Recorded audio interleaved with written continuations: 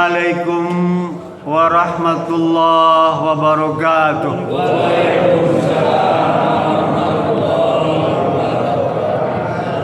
Innal hamdalillah nahmaduhu wa nasta'inuhu wa nastaghfiruh wa na'udzu billahi min syururi anfusina wa min sayyiati a'malina. May yahdihillahu fala mudilla lahu wa may yudlil fala hadiyalah. Asyhadu an la ilaha illallah wa asyhadu anna Muhammadan abduhu wa rasuluh. Allahumma salli ala sayyidina Muhammad wa ala alihi wa sahbihi wa mawala. Yang berbahagia pengurus DKM Masjid Muhajirin, berbahagia pengurus RW 13 beserta jajarannya, wabil khusus akhinal kiram guru kita Al-Ustaz Haji Nun Zakaria, serta yang dirahmati Allah Subhanahu wa taala, bapak-bapak, ibu-ibu, adik-adik, jamaah masjid pengajian pesantren Muhajirin.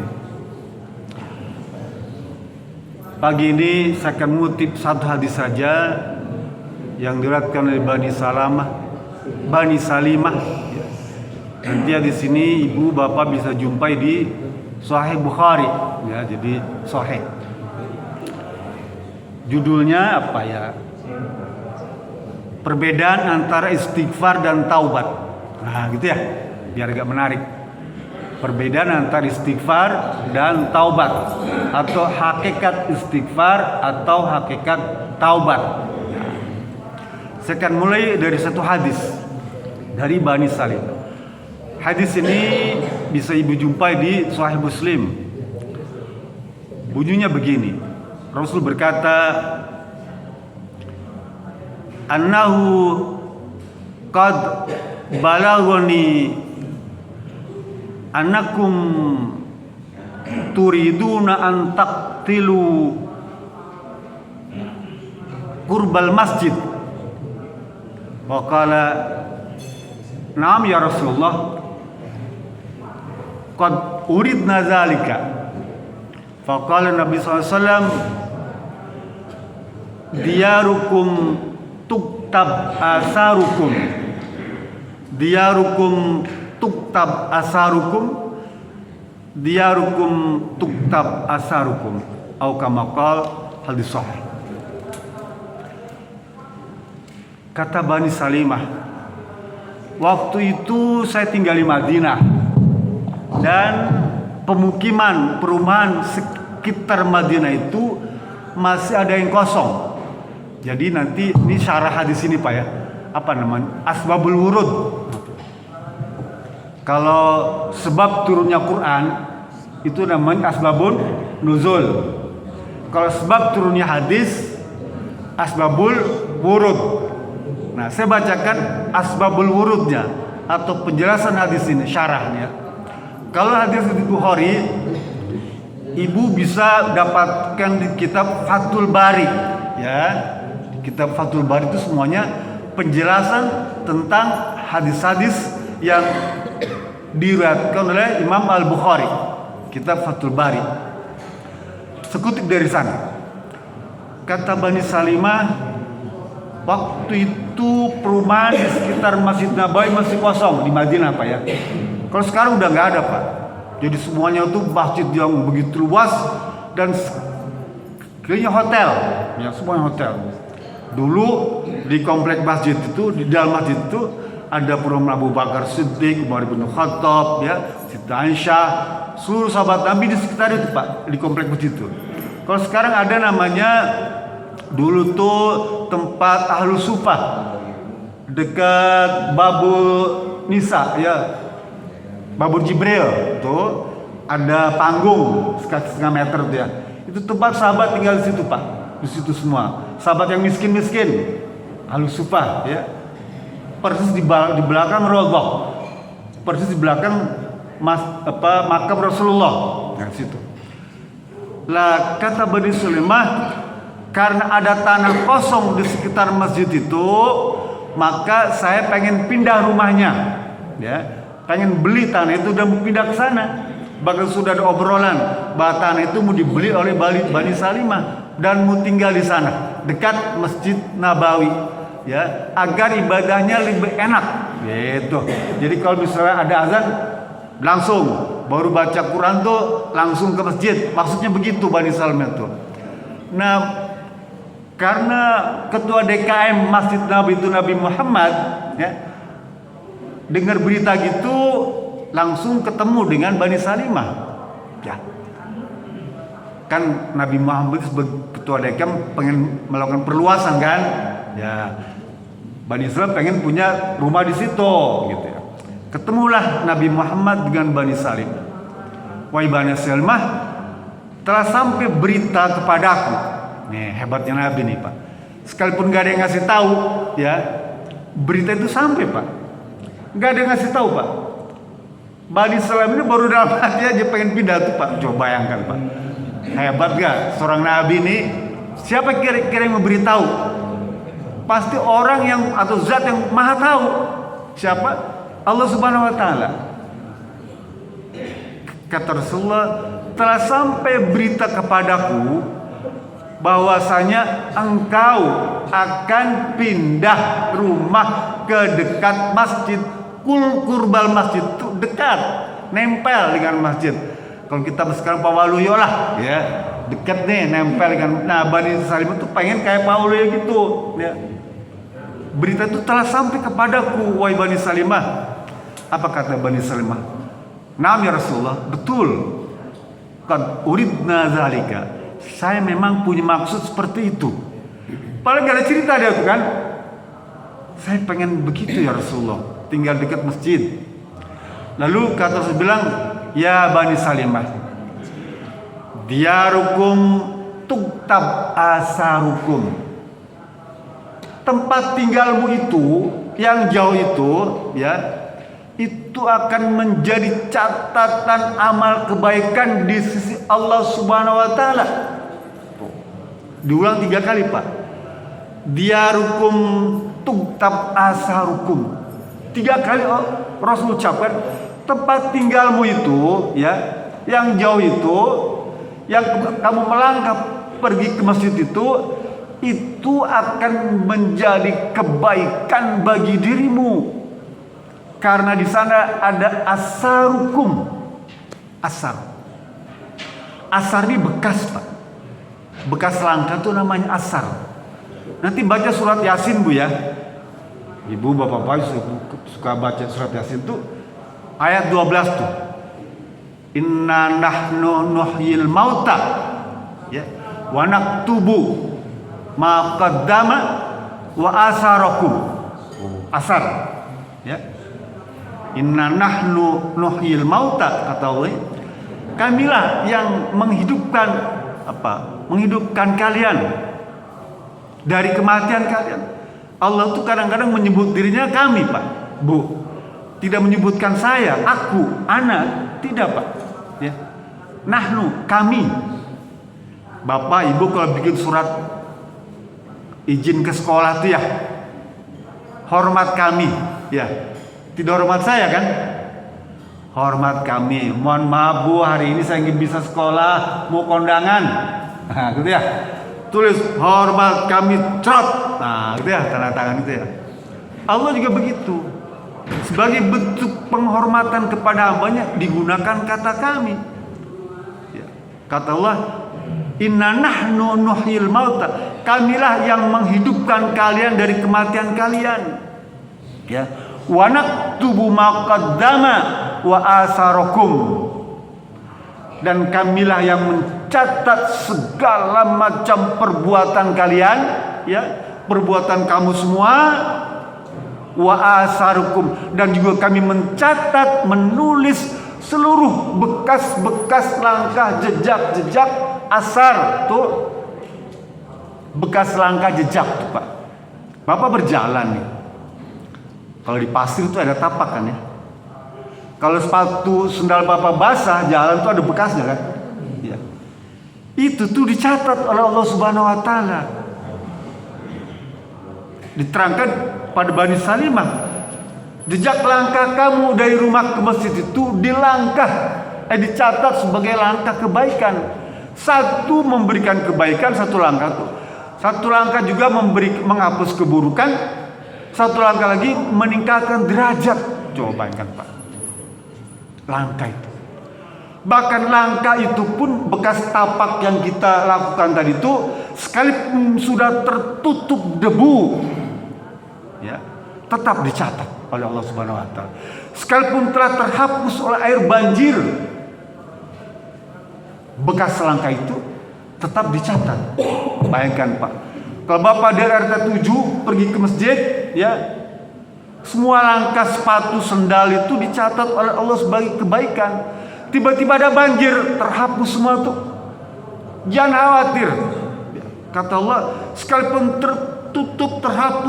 tertutup debu dan terhapus air, itu tetap akan aku catat kebaikan kamu itu.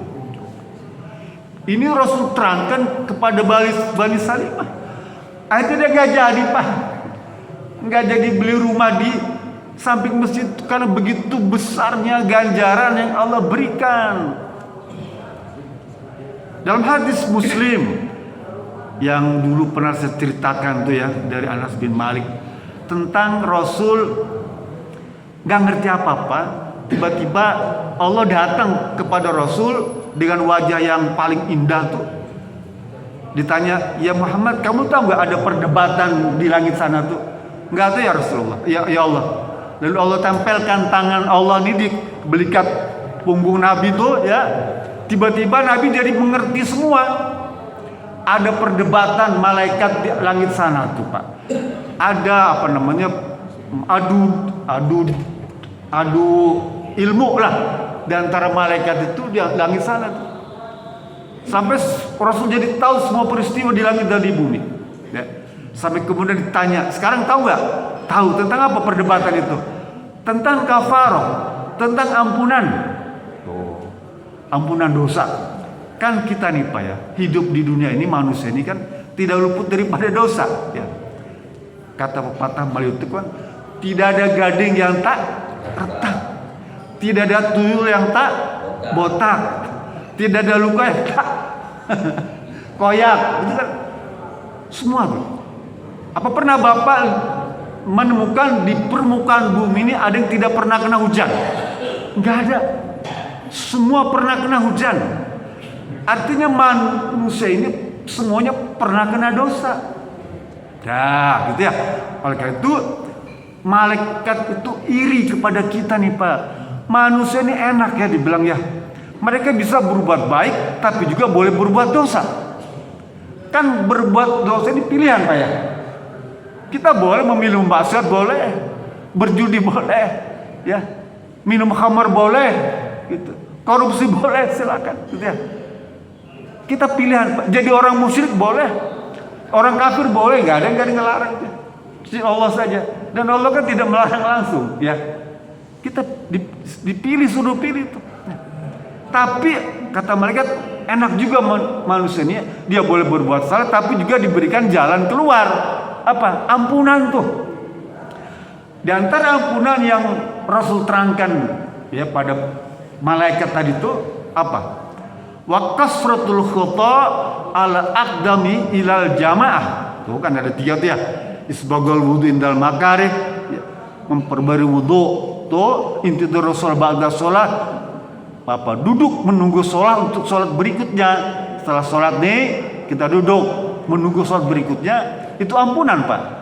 Dan yang ketiga, wa kasratul khata ala aqdamihi ilal jamaah, memperbanyak langkah dari rumah ke masjid, ala aqdami, di atas kakinya. Aqdam itu telapak kaki Pak.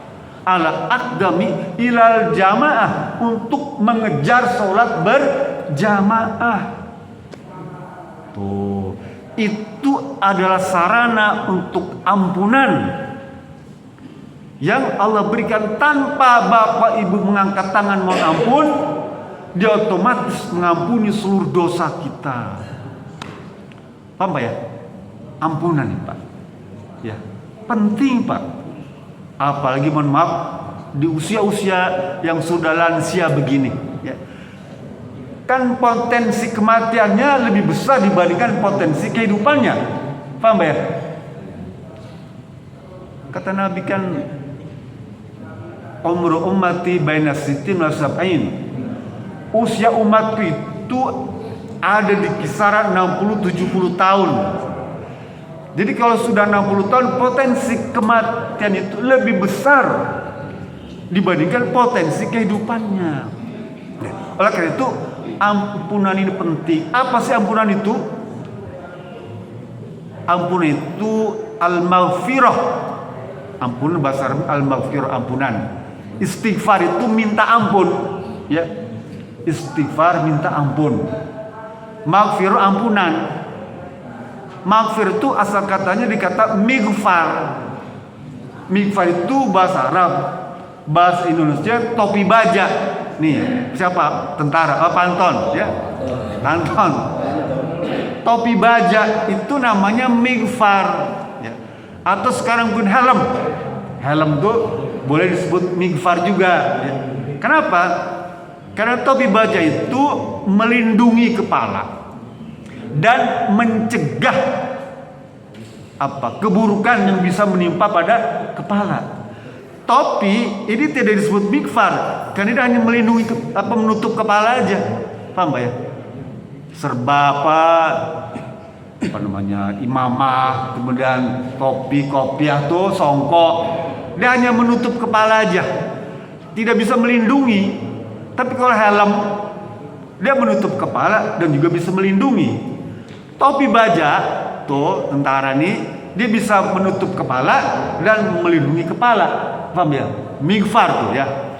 Oleh karena itu, orang yang beristighfar, ya, orang mohon ampunan ini, dia berharap kepada Allah agar Allah bisa menutup aib. Apa aib itu?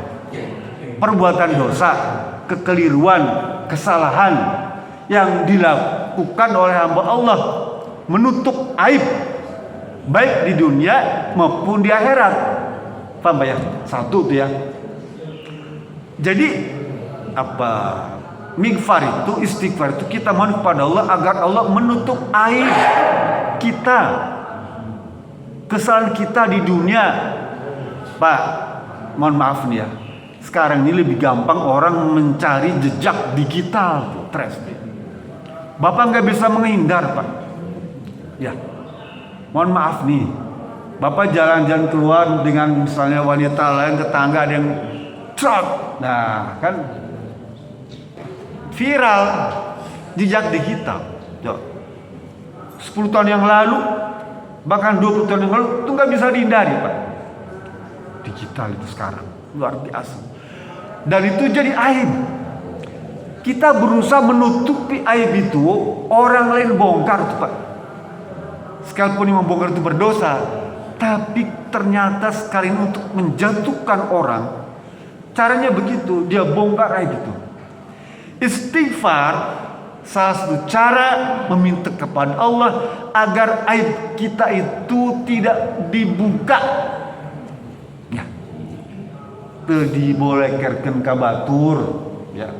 Baik melalui media sosial, melalui foto-foto, atau lewat ucapan teman kampus, teman SMA, teman SD, teman pondok, teman kantor, tuh mereka semua bisa bercerita kepada tetangganya, temannya tuh, ya, tentang aib diri kita. Bahala saya tamacana apal pisan saya sana, gitu.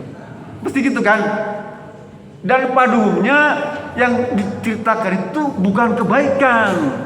Pada umumnya yang diceritakan itu mesti keburukan. Bahala, dirinya aku saya dibantu. Bahal aing mereka dirinya nya jadi gitu. Berpakai gitu Pak. Itu Pak. Luar biasa Pak. Lah istighfar itu maksudnya kita mohon kepada Allah agar aib-aib kita itu ditutup oleh Allah tuh.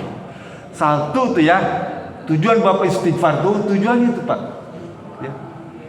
Yang kedua, tujuan istighfar adalah meminta kepada Allah agar aib-aib itu tidak berdampak buruk pada diri kita, baik di dunia maupun di akhirat. Kita merasa punya aib, punya dosa, punya salah, ya, punya kekeliruan. Di dunia mungkin sudah diperlihatkan oleh Allah. Di akhirat di akhirat sudah nggak ada yang ditutupi lagi. Di dunia bisa ditutupi dengan berbagai macam cara, ya. Kalau di akhirat nggak bisa lagi, Pak. Terbuka berita itu semua, ya, terbuka semua. Tapi kita minta kepada Allah agar langkah yang kedua itu second opinionnya, agar tidak menimbulkan pengaruh buruk.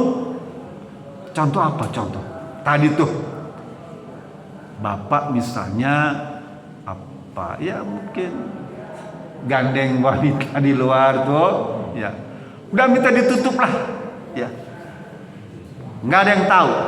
Minta pada Allah, ya Rabb, jangan sampai ini peristiwa membuat keburukan bagi saya, bagi keluarga saya.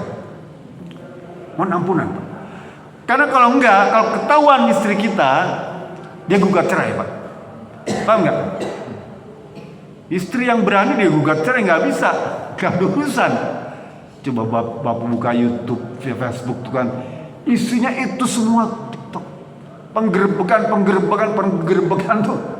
Dan di situ juga dia minta cerai, Pak. Nauzubillah, ya saya. Ini kehidupan sekarang, Pak. OTT, ya. Sama, coba para bupati, gubernur, anggota dewan, macam-macam pejabat, OTT semua tuh, ya, OTT. Dampaknya apa? Keluarganya memutuskan hubungan, temannya putus, bukan teman saya, dia bilang. Nah, kalau kita istighfar terus tuh, ya, maka Allah akan menutupi aibnya dan menjauhkan dampak buruk dari aib itu.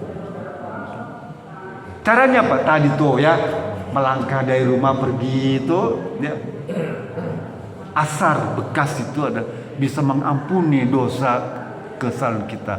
Di samping juga kita minta kepada Allah, buatlah setiap kebaikan itu ada asar, ada catatan. Ya, bagus itu. Mohon maaf, saya dulu waktu di Mekah, Pak, ya, itu karena di dekat Hajar Aswad tuh nggak bisa nyender ke Ka'bah tuh, susah, Pak. Harus rezeki bisa megang Hajar Aswad itu, ya. Alhamdulillah sih, dengan beberapa kali datang ke sana akhirnya mampu. Cari sudut Ka'bah yang kosong nggak ada orang. Di mana? Sudut Syam, rukun Syam itu. Sebelah kanan dari Hijri Ismail itu mesti kosong. Ya. Sebelum sampai rukun Yaman itu. Ya. Nanti sebelum ke sana boleh konsul dengan saya daerah-daerah mana yang aman untuk bisa mencium Ka'bah. Kita nggak bisa mencium Masjidil Haram, ciumlah bagian Ka'bah yang lain, ya. Nggak apa-apa. Sekalipun tidak disunahkan, tapi ini merupakan upaya kesungguhan kita senang dengan Ka'bah. Apa yang saya lakukan waktu itu? Saya tulis, Pak, seluruh jamaah Masjid Muhajirin yang saya kenal. Wah, saya tulis. Pak Haji Nunu, Pak Waluyo, Pak Effendi, Pak Rudi, Pak semua tuh, ya. Pak Cik Maman saya tulis tuh, warga RT 1, jamaah Muhajirin saya tulis tuh, ya. Tulis pakai tangan. Gitu ya, tulis aja. Apa itu? Karena saya bikin asar. Apa asar? Asar tuh bekas napak tilas tuh. Nggak boleh pakai spidol, jangan. Karena Allah Maha tahu kan. Kan saya bilang, sekalipun langkah itu ketutup air, ketutup debu, dicor tuh semen tuh, jalan tuh, asar Bapak masih ada. Jalan kita dicor sama Pak Haji Rafiq Dut, ya. Tapi Bapak punya asar, Ibu punya asar di situ, tetap ada. Itu yang saya lakukan di Ka'bah. Saya tulis tuh, jamaah Masjid Muhajirin, warga RW 13, warga RW 1, Pak Anton Hanura, nggak lupa saya tuh, maka berangkat ya pergi umroh kan, alhamdulillah. Sebelum panggil mereka semua, ya Rob, nama-nama ini, tuh, asar. Lah, Istighfar tuh gitu Pak, ya. Itu akan menjadi catatan amal kita sehingga dosa kita diampuni. Paham ya? Bapak boleh ucapkan, ibu boleh ucapkan kata istighfar itu. Astaghfirullah Rabbal baraya. Astaghfirullah minal khataya. Boleh? Ya, astagfirullah. Itu Pak Nurdin ya, Pak Nurdin kalau subuh itu kan suka dia baca salawat itu ya, manakib, dia baca astagfirullahaladzim, astagfirullahaladzim, la ilaha illa hayyul qayyum wa atubu ilaih, paham ya? Yang suka dia baca keras dia, astagfirullahaladzim. Kalau saya agak panjang bacanya, ya jadi saya nggak ikutan baca kan banyak perbedaan ya. Ada dari teksnya berbeda, ada jumlah bilangannya berbeda, ada panjang pendeknya. Saya kebetulan mengamalkan yang baca istighfarnya agak lebih panjang, jadi saya nggak ikut. Bapak boleh ikut nggak? Bapak yang suka ya. Kalau saya astagfirullahaladzim li wali walidayya wali jamil muslimin wal muslimat wal mu'minat allahya minum wal amwat, beda kan? Kalau beliau ditambah astagfirullahaladzim wa atubu ilaih, ya, mohon ampunan dan juga aku minta bertobat kepadamu. Nah, gitu ya. Apa perbedaannya antara istighfar dan tobat? Ya, kalau kata istighfar dan tobat itu berdiri sendiri-sendiri, maka dia sama maknanya Pak. Ya. Mohon ampunan. Kalau berdiri sendiri-sendiri, istighfar sendiri, bertobat sendiri, tidak disambung itu, maka dia maknanya sama. Tapi kalau disambung, astagfirullahaladzim wa atubu ilaih, ya Rabb, aku berampun kepadamu dan terimalah tobat saya, tuh, maka berbeda, ya. Kalau kata istighfar hanya mohon ampun saja, ya, minta maaf kepada Allah Subhanahu wa taala dan tidak mengulanginya, tapi di sana dia ada potensi terulang kembali. Paham Pak? Ya. Tapi kalau kata tobat, di sana dia menghentikan perbuatannya, ya, mohon ampun kepada Allah, menyesali perbuatannya, tidak mengulanginya dan menutupnya dengan atau menggantinya dengan perbuatan baik. Tidak ada potensi untuk mengulangi perbuatan buruknya. Paham Pak ya? Jadi kalau Bapak istighfar, dia punya potensi terulang kembali tuh perbuatan dosa tuh. Paham? Ya. Tapi kalau Bapak sudah bertobat, tidak ada potensi untuk mengulangi perbuatan buruknya. Sehingga Allah tuh bergembira dalam hadis Bukhari itu, innallaha asyaddal fahra bi taubatil abdi.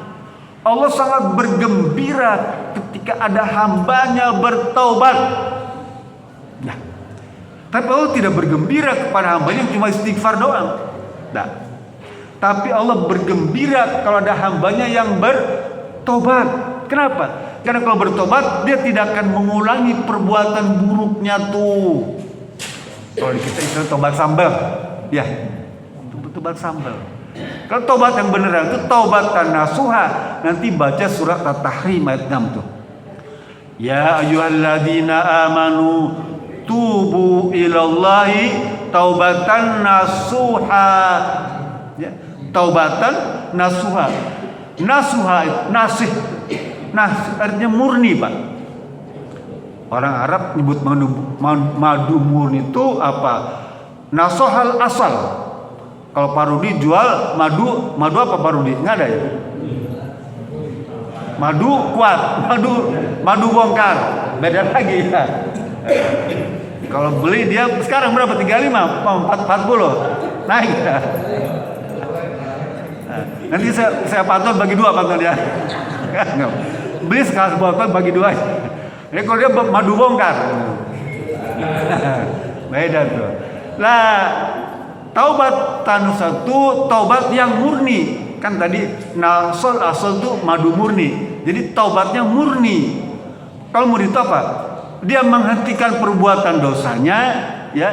Kemudian dia mohon ampunan, lalu dia menyesali perbuatan dosanya, tidak mengulanginya, dan menutupnya dengan perbuatan baik. Kalau dosa itu hanya dengan Allah. Tapi kalau dosa tadi dengan sesama hamba Allah, ditambah satu lagi apa? Mohon maaf kepada orang yang pernah kita sakiti, dan mengembalikan harta yang pernah diambil oleh kita. Contoh mereka yang OTT, dia harus kembalikan tuh harta rakyat yang diambil itu kepada rakyat. Ya, termasuk kita juga kalau kita ada dosa ngambil apa gitu punya orang lain, kembalikan itu untuk menyelesaikan yang namanya taubat. Jadi coba belajarlah kita untuk apa? Taubat nasuha ini. Boleh Bapak Ibu pakai bahasa apa? Bahasa susah. Yang sungguh-sungguh maksudnya ya. Bukannya istighfar, tapi yang sungguh-sungguh boleh. Nuhun Gusti Pangeran Abi neda pangampura tina sanis kara dosa anu ageng anu alit. Daya nu bakal ngampura Tuhan Gusti nu kawasa anu murbang alam dunia bumi langit nusantosa sangkan paraning dumadi kaula manunggaling Gusti.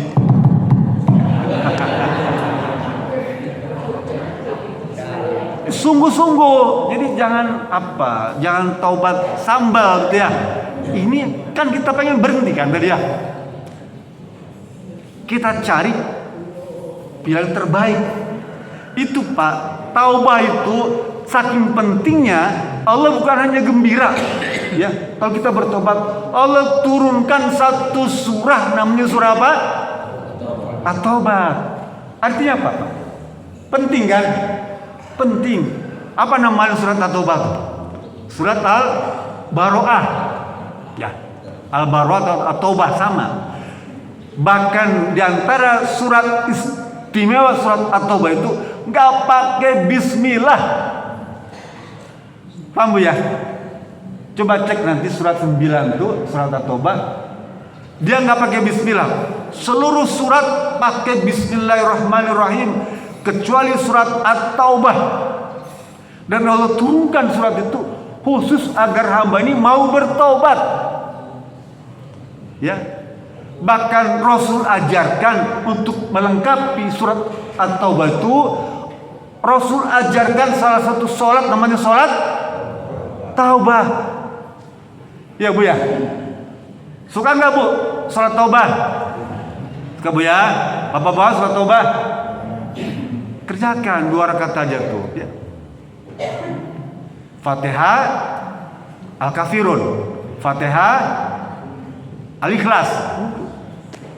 Jadi rakaat pertama itu Al-Fatihah dan Al-Kafirun, ya. Rakaat kedua Fatihah dan Al-Ikhlas. Sebentar aja, tapi itu sangat istimewa. Dan itu dalam ilmu tasawuf merupakan fase pertama untuk mencapai jenjang berikutnya. Bagi Bapak Ibu yang belajar tasawuf atau belajar tarekat, taubah itu step pertama, Pak. Langkah pertama untuk meningkatkan diri, mendekatkan diri kepada Allah Subhanahu wa taala. Taubah. Yang kedua apa? Inabah. Bapak pergi ke Tasikmalaya, orang Tasik apal nih. Di Tasik itu ada namanya pesantren Inabah. Abah Anom ya. Inabah itu apa? Kembali. Inabah itu kembali. Dia condong sebetulnya, tapi maknanya kembali. Kembali kepada Allah Subhanahu wa taala. Kalau taubat itu mohon ampun kepada Allah atas perbuatan dosa. Ya. Kalau inabah mohon ampun kepada Allah atas kelalaian, atas lupa, atas khilaf. Bisa bedakan, Pak? Kalau tadi sengaja mencuri, perbuatan dosa. Ya. Kalau inabah itu bertobat karena lupa. Aduh, lupa sholat duha. Ya, paham Pak? Lupa ngasih infak. Ya. Lupa sodakoh. Doa. Ya. Itu namanya inabah. Itu langkah yang kedua Pak. Tobat, inabah. Ya. Jadi kalau Bapak misalnya lupa tuh, mohon ampun kepada Allah. Tobat kepada Allah. Itu namanya inabah. Step yang ketiga ya adalah al-aubah. Apa aubah itu? Mohon ampun kepada Allah atas menyaksikan keindahan, atas mendapatkan keindahan. Loh, kok bisa? Iya. Mohon maaf nih, Bapak menyaksikan seorang wanita cantik. Ya. Misalnya Aishwarya Rai, artis India yang sangat terkenal tuh ya. Aishwarya Rai itu. Bapak melihat wanita secantik itu ada dua pilihan. Mesti ngomong subhanallah atau astagfirullahaladzim. Paham nggak? Nah kalau lu tingkat aubah mesti baca astagfirullahaladzim. Tapi jangan lama-lama. Istighfar. Ya, paling nggak cepet-cepet. Atau boleh double subhanallah, masya Allah. Artinya kita disucikan agar perbuatan itu disucikan. Ini Pak, melihat benda-benda yang indah tuh Rasul bilang itu kita diajarkan untuk mohon ampun pada Allah. Contoh nih Bapak menerima hadiah dari Pemda 1 miliar contoh itu. Tak, astagfirullahaladzim. Mohon ampun kepada Allah agar pemberian ini tidak mendatangkan fitnah bagi diri saya. Paham Pak? Alhamdulillah boleh, terima kasih. Tapi dia akan bisa berujung berakibat buruk kalau itu timbul fitnah. Apa misalnya? Penggunaan harta yang berlebihan untuk kemaksiatan itu tidak jadi puji syukur, ya, tidak jadi alhamdulillah, tapi jadi malapetaka. Tapi minta pada Allah agar pemberian yang baik itu, keindahan itu tidak menimbulkan keburukan, fitnah bagi diri saya. Itulah kemudian ada istilah aubah. Aubah itu namanya awabin. Pernah dengar surat awabin? Ada namanya surat awabin. Dia mirip-mirip surat taubah juga, dia setingkat lebih tinggi. Ya. Surat awabin. Awab itu orang yang diterima taubatnya. Ini step yang ketiga. Bapak boleh pelajari itu ilmu tasawuf mungkin di guru yang lain ya. Saya terbatas ilmu itu, tapi Bapak bisa mempelajarinya. Untuk apa? Untuk mendekatkan diri kepada Allah Subhanahu wa taala sehingga Bapak Ibu bisa melihat rahasia ilahi yang kita belum tersingkap. Betapa banyak rahasia ilahi yang kita belum tahu, Pak. Jangankan rahasia ilahi, ilmu teknologi saja tentang handphone yang kita tiap hari dipegang, Pak. Kita masih banyak yang belum tahu manfaat fitur yang pabrik berikan kepada kita. Apalagi yang Allah berikan untuk membuka rahasia ilahi itu, maka Bapak harus berusaha mensucikan diri dengan taubat, meningkatkan diri dengan inabah, dan takarrub kepada Allah dengan al-aubah. Mudah-mudahan kita semua yang hadir ini diberikan petunjuk oleh Allah Subhanahu wa taala untuk mencapai derajat yang lebih tinggi dari taubat tadi. Itu saja yang bisa saya sampaikan. Lebih kurang maaf. Bila fisabilillah. Assalamualaikum warahmatullahi wabarakatuh.